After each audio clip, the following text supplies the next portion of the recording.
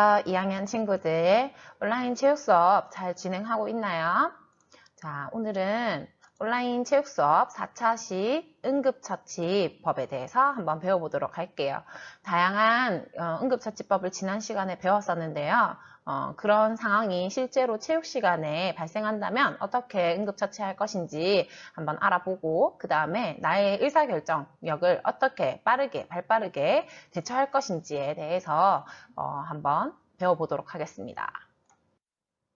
자, 오늘의 학습 목표입니다. 첫 번째, 스포츠 활동 중에 발생할 수 있는 타박상과 염자, 근육경련 등의 예방 방법과 응급처치 방법을 익히고 실생활에 적용할 수 있다. 스포츠 활동 중 발생하는 골절과 출혈의 예방 방법과 응급처치 방법을 익히고 실생활에 적용할 수 있다. 지난 시간에 우리가 타박상, 염자, 근육경련, 골절, 출혈 등의 이제 운동 손상에 대해서 한번 배웠었는데요. 이런 운동 손상이 실제로 체육 시간에 발생한다면 어떻게 대처할 것인지, 그리고 발생하지 않기 위해서 어떻게 미리 예방할 것인지에 대해서 오늘 한번 배워서 우리가 만약에 안전사고가 발생했다면 어떻게 적용할 것인지에 대해서 한번 생각해보는 시간을 가져볼게요. 마지막으로 응급 상황에서 중요한 의사결정력의 가치를 이해하고 실천할 수 있다는 다짐을 할 수 있다. 요거는 어떤 이야기냐면 의사결정력, 빠른 판단력이 굉장히 중요한데 실제로 안전사고가 발생했을 때 머뭇하기보다는 당황하지 않고 내가 배운 응급처치법을 실천할 수 있다는 다짐을 한번 스스로 해볼 수 있는 시간이 되었으면 합니다. 자, 먼저 운동손상, 타박상과 염자에 대해서 잠깐 짚고 갈게요. 지난 시간에 했던 내용이긴 하지만 어떤 상황에서 주로 발생하는지 한번 살펴보겠습니다. 타박상은 이제 권투나 격투기 같은 종목에서 주로 많이 발생하는데 이렇게 멍든 선수들 많이 봤죠. 축구, 농구 등 신체적 접촉이 많은 종목에서도 주로 발생합니다. 그래서 외부의 충격이나 둔탁한 물체와의 충돌로 생기는 외상으로 근육이 붓고 통증이 생기며 피부 속의 세포 조직이 파괴돼서 출혈이 일어나서 멍이 든 상태입니다. 그래서 피부 안 속에 혈관이 터져가지고 그 터진 혈관 쪽으로 피가 이제 죽은 피들이 혈액이 모이면서 멍이 든 경우가 바로 타박상인데요. 자, 염자는요, 여러분들 많이 다치잖아요. 손가락 삐고 발목 삐고 되게 많이 다치는데 특히 달리기 종목이나 손으로 공을 다루는 종목의 캐치 동작에서 체육 시간에서 많이 발생하고 있습니다. 외부의 충격 등으로 관절이 심하게 꺾이면서 지지해주는 인대가 늘어나거나 파열되어 손상된 상태를 바로 염자라고 합니다. 자, 그럼 이런 타박상과 염자가 일어났을 때 어떻게 예방하고 대처할 수 있는지에 대해서 한번 알아볼게요. 일단 예방 방법으로는요, 보호 장비를 착용합니다. 그 다음 운동 중에 상대와 충돌하지 않도록 주의를 집중합니다. 그 다음에 운동시설이나 벽 등의 돌출 부위에 부딪히지 않도록 미리 그 시설을 파악한 다음에 활동 중에는 주의를 하는 것이 제일 좋겠죠. 자, 타박상과 염자의 응급처치 방법에 대해서 한번 영상을 먼저 보고 선생님하고 같이 설명을 들어보도록 하겠습니다.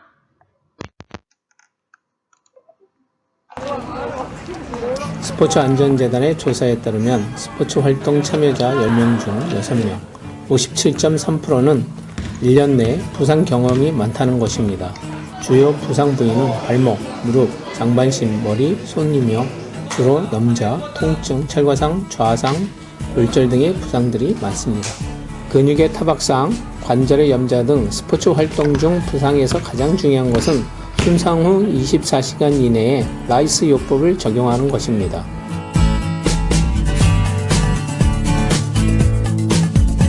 부상을 당했다면 활동을 멈춰야 합니다. 다리를 다쳤을 경우 목발이나 주변 사람들의 부축을 받아 활동을 최소화해야 합니다. 팔을 다쳤다면 다친 팔로 부상당한 팔의 움직임을 최소화하여야 합니다. 저체온증이 예상되는 상황에서는 보온포를 사용하여 체온을 유지하는 것이 좋습니다.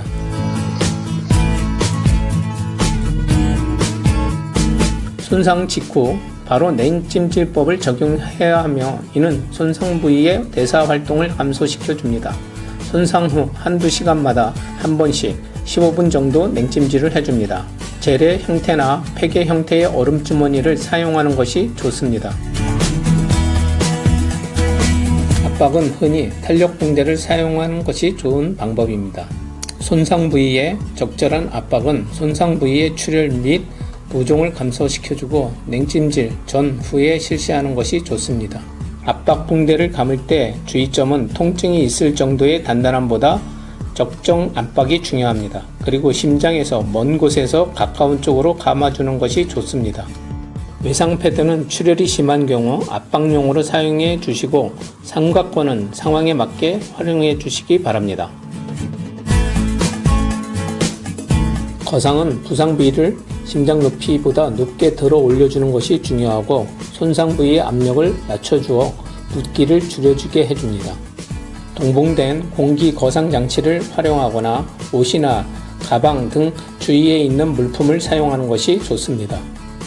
라이스 요법은 부상 후 추가적인 손상을 줄여주고 회복에 도움을 줄 수는 있지만 이것이 근본적 치료는 아닙니다. 부상 후 초기에는 라이스 요법을 적용하고 곧바로 가까운 병원에서 부상 부위에 대한 진료를 보시기 바랍니다.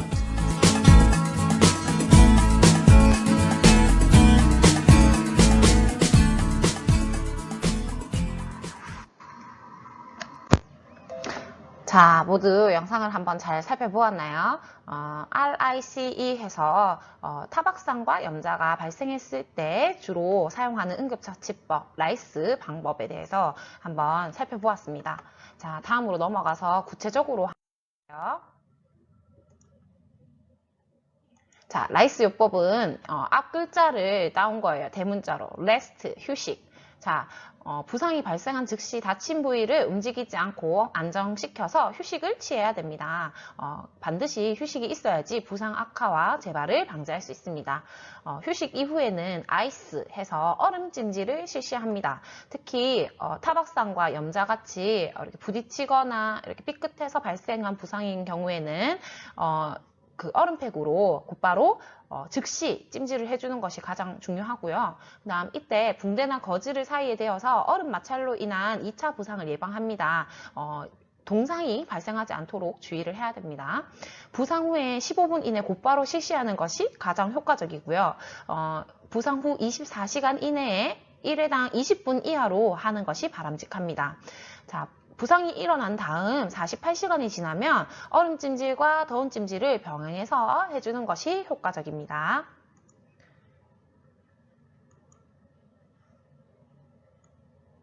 자, 다음은 세 번째 방법인 컴프레션, 압박입니다. 다친 부위에서 5-6cm 아래에서부터 압박 붕대를 감고요. 심장에서 먼 곳부터 붕대를 감아서 이제 그 부상된 부위로부터 그 출혈이 시작됐을 수도 있는 그런 부위에 압박을 가해서 미리 이제 예방을 하도록 합니다. 대신 너무 피가 통하지 않도록 방해하는 강도로 하는 것은 조금 자제를 해주고요. 혈액순환이 잘 될 수 있게 취침 시에는 약간 느슨하게 감아주면 됩니다. 내부 출혈을 줄이고 붓는 것의 억제, 그러니까 내부 출혈을 줄인다는 거는 이미 만약에 부딪혀가지고 멍이 드는 상황이라든지 아니면 삐끗해가지고 혈관에 이렇게 손상이 입은 경우에 우리 근육 안 속에서, 그러니까 혈관에서 출혈이 발생할 수 있는데 이런 출혈을 압박을 통해서 줄이고 그 다음에 그 부위에 이렇게 부어오르는 현상을 억제하는 효과가 있다고 합니다. 자, 그 다음 네 번째 엘리베이션 해서 거상이에요. 다친 부위는 우리 그 피가 이렇게 공급이 되는 심장보다 높게 올려놔서 이제 혈액순환이 원활하게 해주는 것이 중요하고요. 중력으로 체액이나 혈액이 부상 부위에 쏠리는 것을 예방해서 붓기가 빠지고 통증과 염증 반응이 감소하도록 이렇게 하는 효과가 있습니다. 만약에 거상을 하지 않고 그대로 두게 된다면 그 부상 부위에 피가 뭉쳐가지고 이렇게 파랗게 멍이 들면서 이렇게 땡땡하게 부어오르는 현상이 발생할 수 있어요. 그래서 막 이렇게 한의원 가서 피를 뽑거나 이제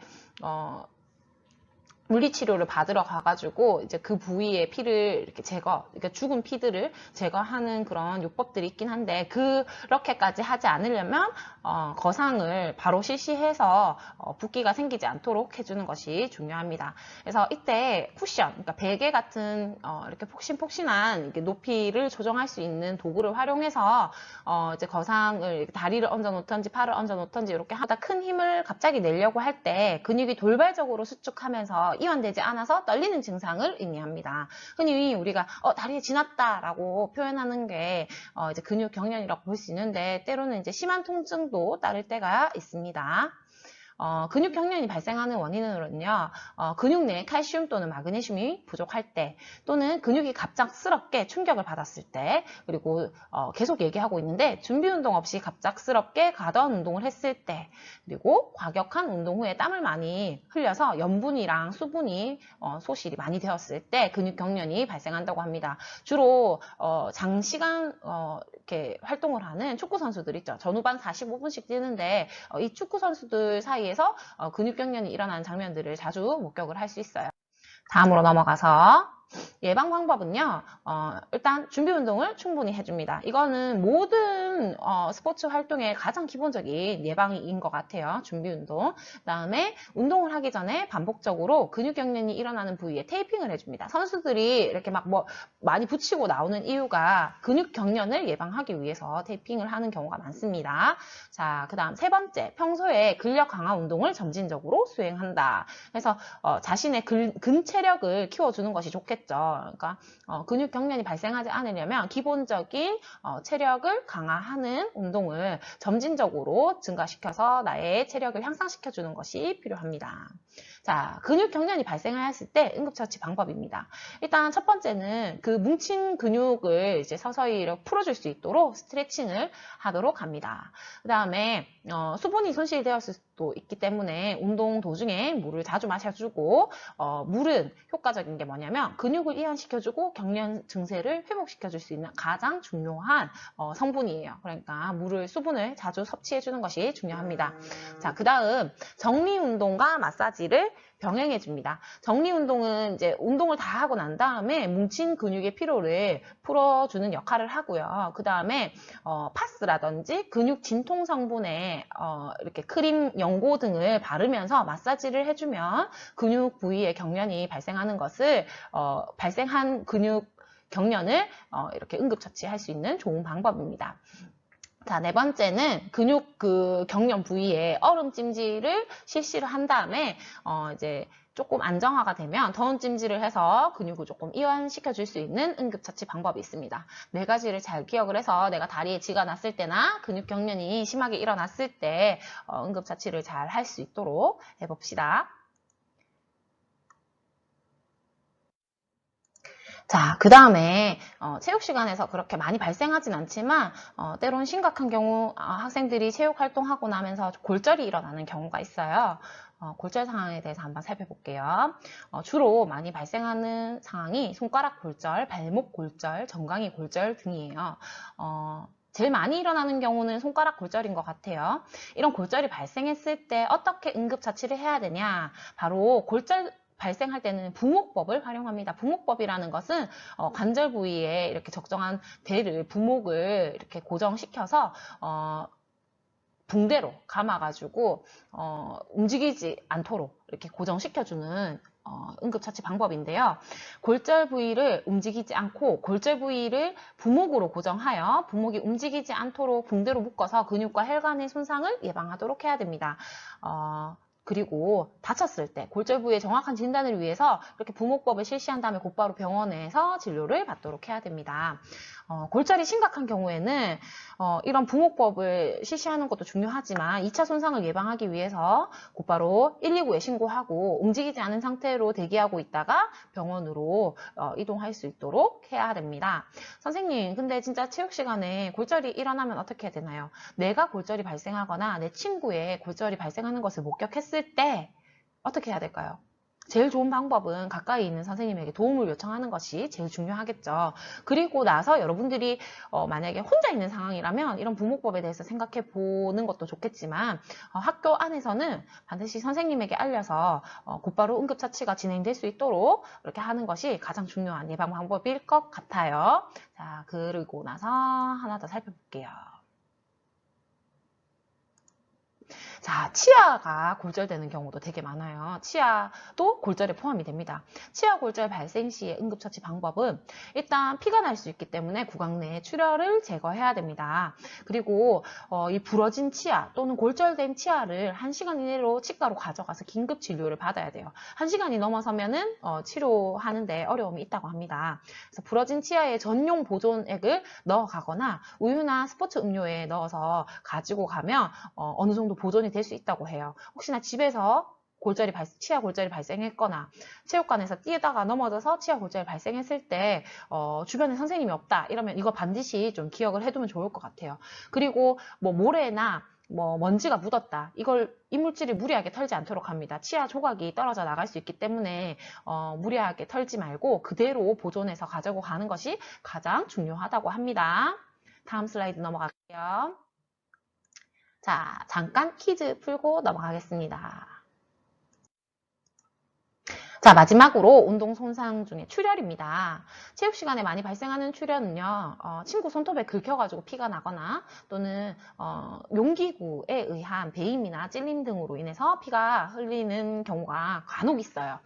이때는 압박법을 해서 지혈을 해주는 것이 가장 중요합니다. 그래서 직접 압박법은요, 출혈 부위를 직접 압박해서 소독한 거즈로 덮은 다음 압박 붕대로 감고 심장보다 높게 들어줍니다. 그래서 그 출혈 부위를 직접 눌러서 압박한다라고 생각하면 될 것 같고요. 간접 압박법은 직접 압박으로도 출혈이 계속될 경우에 심장에서 가까운 동맥 부위를 압박하는 방법입니다.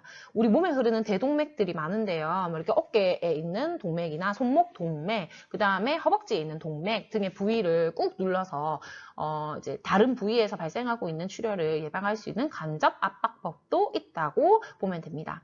자, 출혈이 심각해서 피를 많이 흘리는 경우에는 여러분들이 이런 직접 압박법, 간접 압박법을 시행하는 것도 좋지만 곧바로 119에 신고해서 구급대원의 지시에 따라서 응급처치를 한 다음에 119 이제 그 응급차를 타고 병원으로 이동하는 것이 가장 좋은 방법일 것 같습니다. 자, 우리 코피 자주 나죠. 코피가 날 때 응급처치하는 방법 알려줄게요. 코피가 목으로 이렇게 넘어갈 때 머리를 뒤로 넘기는 친구가 있어요.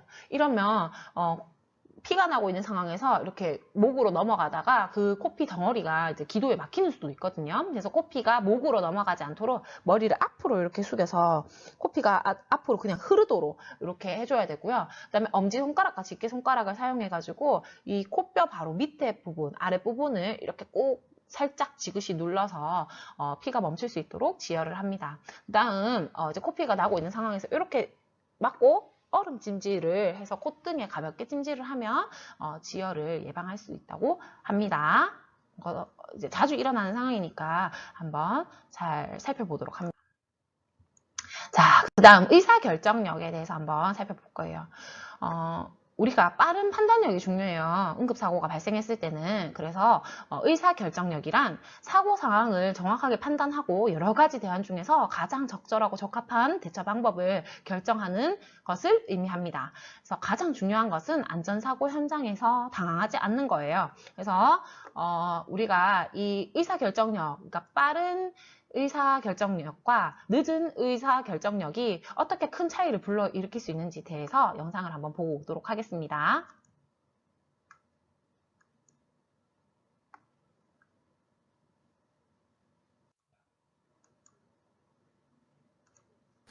단 몇 분의 짧은 시간을 두고 생과 사를 달리한 사람들이 있습니다. 바로 심정지 환자들이죠. 지난 2000년이었습니다. 프로야구 롯데자이언츠의 임수혁 선수가 경기도 중 심장마비로 의식을 잃고 쓰러졌습니다. 당시 적절한 응급처치를 받지 못한 임수혁 선수는 결국 2010년 세상을 떠났습니다. 반면에 지난 2011년이었습니다. 축구 경기 도중에 쓰러진 신용록 선수. 빠른 응급조치 덕분에 50일 만에 뇌사 상태에서 깨어났습니다. 이처럼 우리 주변에서 심장이 정지되는 응급 상황은 언제든지 일어날 수 있습니다. 심정지 환자 수도 해마다 늘고 있습니다. 인구 10만 명당 심정지 발생 규모는 지난 2008년 41.4명에서 2010년 44.8명, 그리고 2013년 46.3명으로 조사됐습니다. 심장 박동이 갑자기 멈춰서 쓰러지는 경우 무엇보다 빠른 대응이 가장 중요합니다.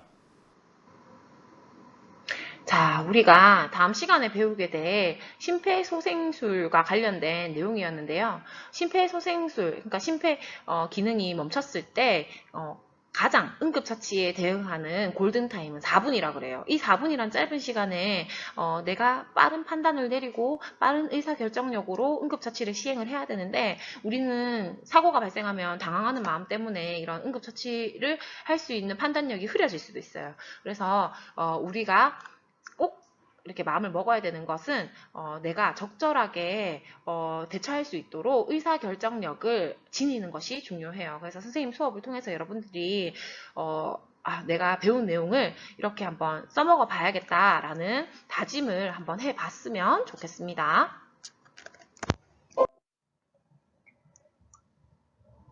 자, 우리 다음 시간에 배우게 될 심폐소생술과 하임리히법에 대한 영상이에요. 특히 그 3C 법칙, 지난 시간에 배웠었죠. 3C 법칙을 적용한 영상인데 나침반 한번 5분 영상 안전교육. 마지막으로 한번 보도록 하겠습니다.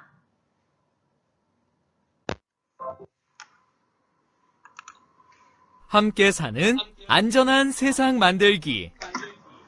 응급처치 체크, 콜 케어. 3C를 꼭 기억합시다.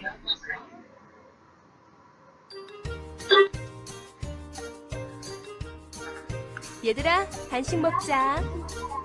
와, 맛있겠다. 내가 좋아하는 인절미. 방정아, 그렇게 먹다가 떡이 목에 걸릴 수도 있으니 천천히 먹어. 맞아. 오빠, 오늘 유치원에서 이런 일이 있었어. 와, 신나는 급식 시간이다. 우와, 거봉. 맛있겠다. 야, 천천히 먹어. 희망아!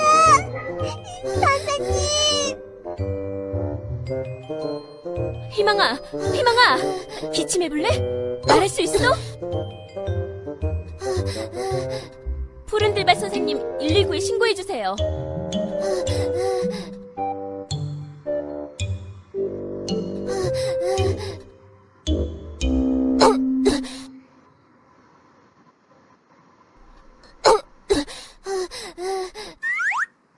정말 큰일 날 뻔했구나.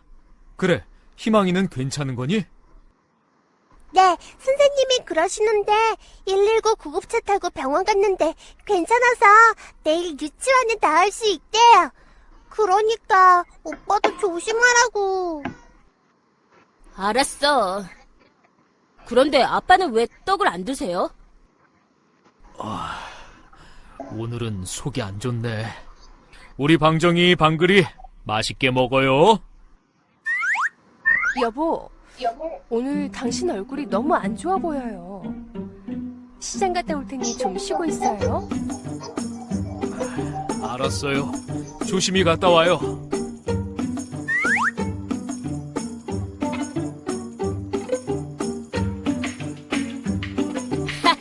아빠 저거 좀 보세요. 정말 웃기다. 아빠 괜찮아요? 네, 119 상호실입니다. 저희 아빠가 쓰러졌어요. 아빠의 의식이 있나요? 아빠를 흔들며 불렀는데 대답도 안 하고 움직이지도 않아요. 주소가 어떻게 되죠? 안전구 제1동 좋은 아파트 201동 302호예요. 혹시 아빠가 아파서 드시는 약이 있나요?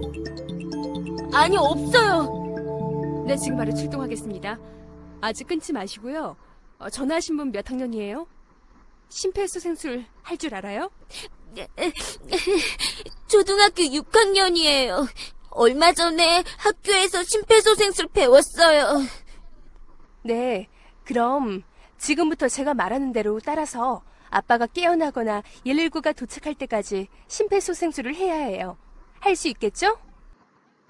네, 해보겠습니다. 하나, 먼저 아빠를 딱딱하고 평평한 바닥 위에 등이 바닥에 닿게 반듯하게 눕혀요. 둘, 아빠의 가슴께에서 무릎을 가지런히 하여 아빠의 가슴을 보며 꿇어앉아요.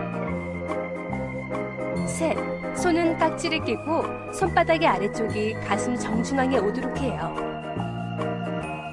넷, 하나, 둘, 셋으로 숫자를 말할게요. 가슴 압박을 실시합니다. 하나, 둘, 셋, 넷.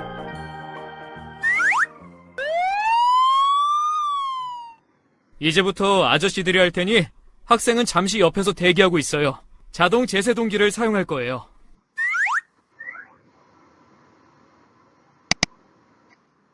기기에 패드 커넥터를 장착하십시오. 그림과 같이 환자의 몸에 패드를 부착하십시오. 분석 진행 중입니다. 환자에게서 떨어지십시오. 환자에게서 모두 떨어지세요. 환자와 접촉하지 마십시오. 쇼크 버튼을 누르십시오.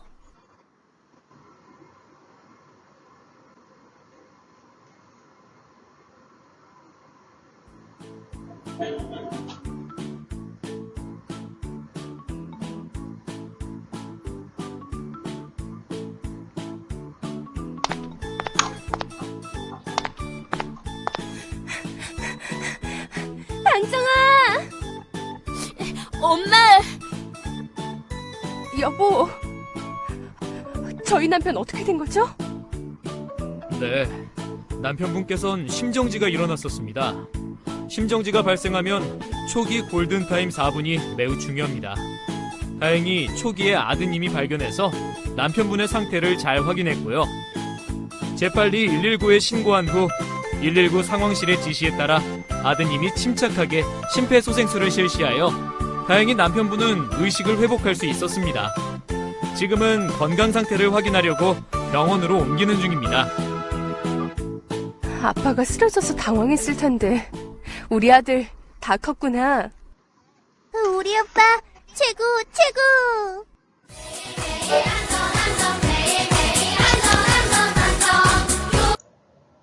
자, 나침반 안전교육을 한번 잘 살펴봤죠. 여기 나오는 3C 법칙과 그 다음 심폐소생술, 그 다음 항미법에 대해서 한번 간단하게 살펴보았습니다.